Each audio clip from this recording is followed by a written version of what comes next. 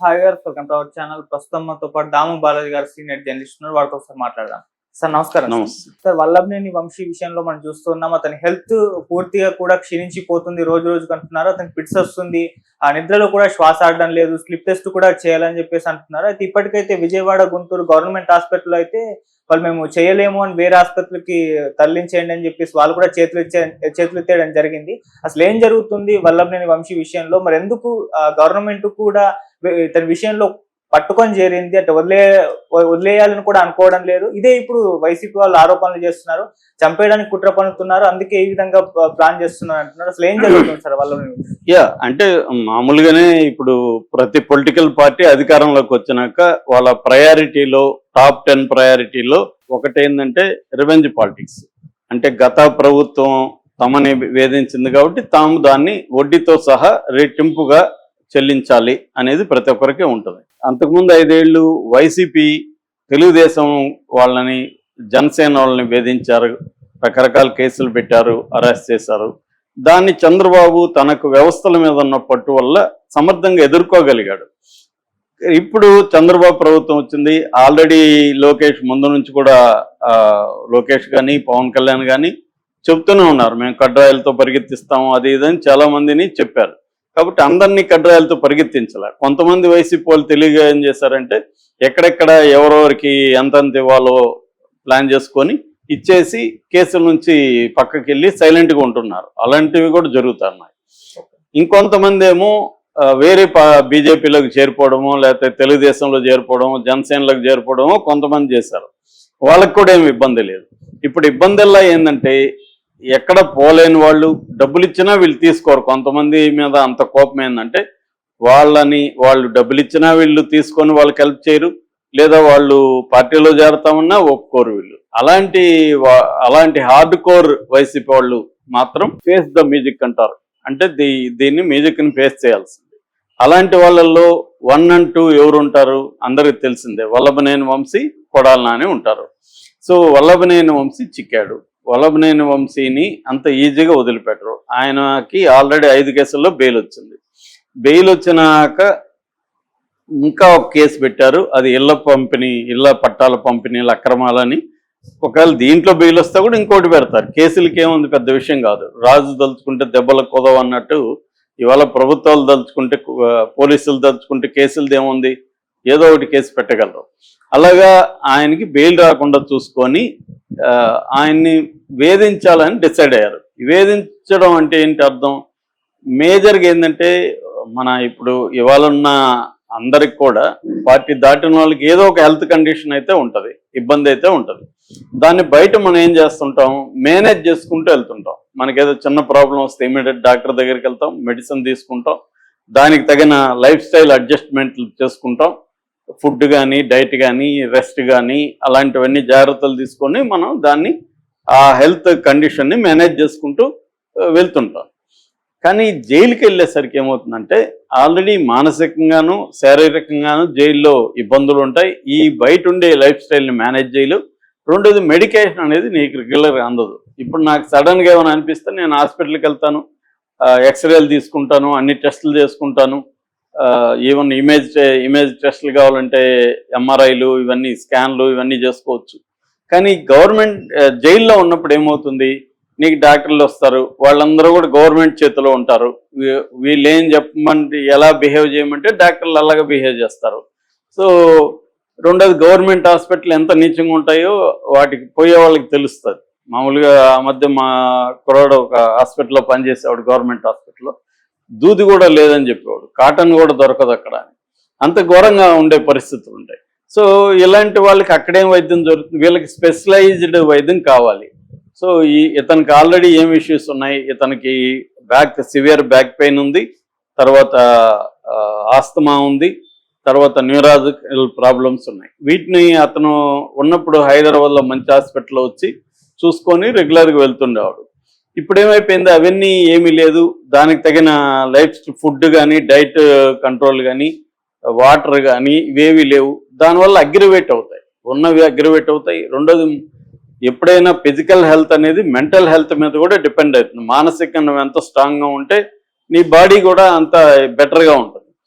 ఇక్కడ ఏమవుతుంది, మానసికంగా కూడా ఇతన్ని బలహీనం చేయడం అనేది జైల్లో కనబడుతుంది. ఇవన్నిటి వల్ల ఏమవుతుందంటే జైలుకు పోయినాక ఆరోగ్యం ఇంకా ఘోరంగా బయటకు వస్తుంది.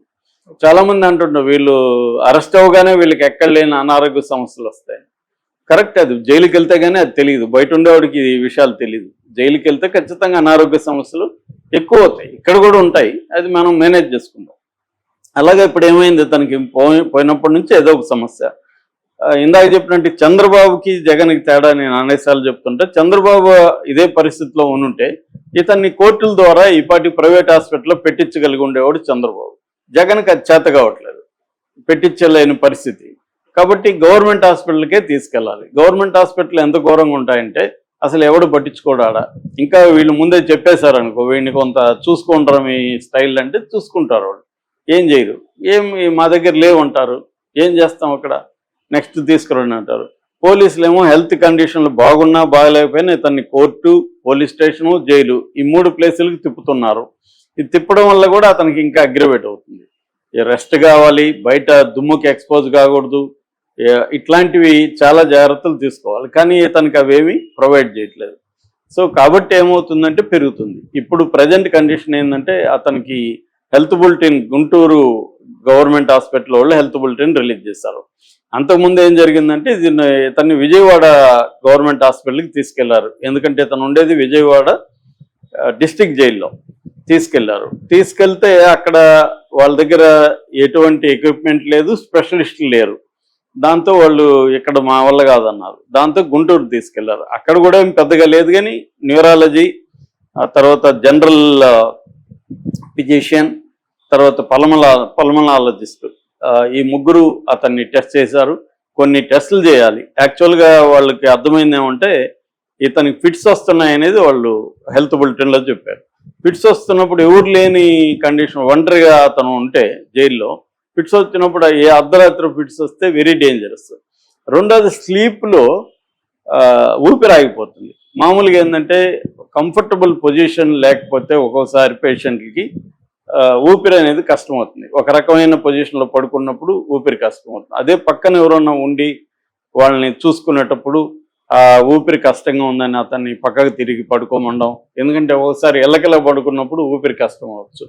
సో ఇవన్నీ కేర్ తీసుకున్న వాళ్ళు ఉంటే జరుగుతుంది. జైల్లో అవేమి ఉండవు కాబట్టి ఊపిరి ఈయనకి నిద్రలో ఆగిపోతుంది అనేది అది డేంజరస్ విషయం. ఊపిరి ఆగిపోయినప్పుడు ఇమీడియట్గా వైద్యం అందకపోతే అతను చనిపోతాడు. సో దీని మీద వైసీపీ వాళ్ళు కొంత గొడవ చేస్తున్నారు. పేరు లాంటి వాళ్ళు ఒకరిద్దరు మాట్లాడుతున్నారు తప్ప వైసీపీ నుంచి కూడా పెద్ద ఎత్తున సపోర్ట్ ఉండట్లేదు. కోర్టులో పెద్ద ఎత్తున దీని మీద సుప్రీంకోర్టు అడ్వకేట్లను దించి హైకోర్టులో ఆర్గ్యుమెంట్లు చేసి పిటిషన్లు వేసి గట్టిగా ఫైట్ చేస్తున్నట్టు కూడా మనకేమి ఇప్పటివరకు కనబడట్లేదు. ఏమన్నా ఉంటే మీడియాలో బాధపడుతున్నారు, పోస్టులు పెడుతున్నారు. ఇతని వాళ్ళ భార్య ఆమె ఆవేదన వ్యక్తం చేస్తుంది, అదే జరుగుతుంది.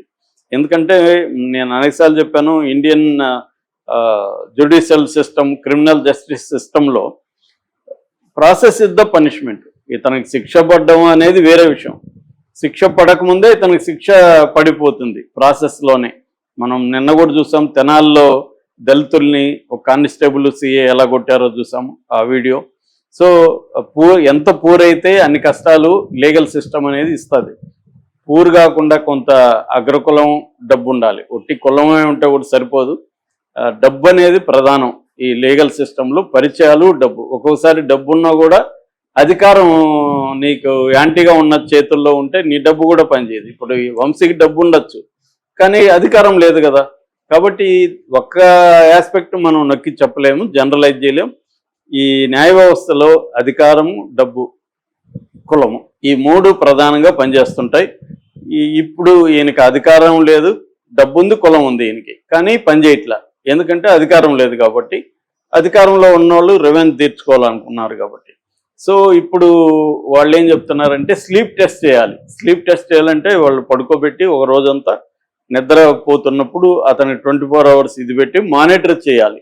అంటే ఏ ఏ పొజిషన్లలో అతనికి ఏ రకంగా ఊపిరి ఇదవుతుందో అవన్నీ చేస్తారు మామూలుగా. ఒక్కోసారి అది 1 week కూడా మనకి బాడీలో పెడతారు. అవేమి చేయడానికి వాళ్ళ దగ్గర ఏమి లేవు, ఎక్విప్మెంట్ లేదు. కాబట్టి మేమేం చేయలేము, ఇతని స్విమ్స్కి కానీ ఇంకెక్కడికన్నా తీసుకోండి అని చెప్తున్నారు. సో ఇక్కడ ఈ గవర్నమెంట్